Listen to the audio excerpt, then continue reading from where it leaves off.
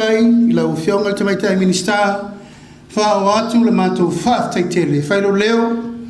ai mo fonga ta mo mori o tato malo le amo madu le malo sui o fono sui tofia le fa fonga vetelai Palemia marka peneta sui Palemia ma le malo sa mo i tulanga te fa sinonga matou te mo mori atu ai le fa tai tele ono le nei ati nai ya talo sia ia Saunoaga aso nei ana nafi ma nei ma le so o tatou whainga paanga ma le malo Australia e tatou le to war we are no longer friends Australia and Samoa are now family e tō si fia tatou tangata umolo hoi fafo o le ano nofo i Australia and Australia is our second home that is the declaration for the next 100 years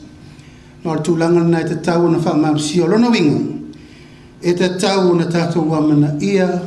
le alo rofa mai o tātou development partners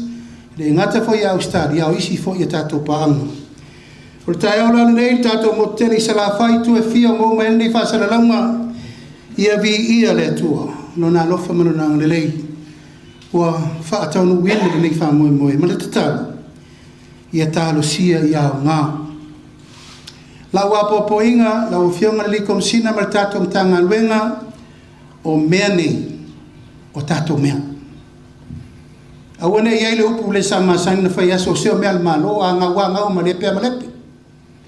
ia uto mauti noa o le taimire nei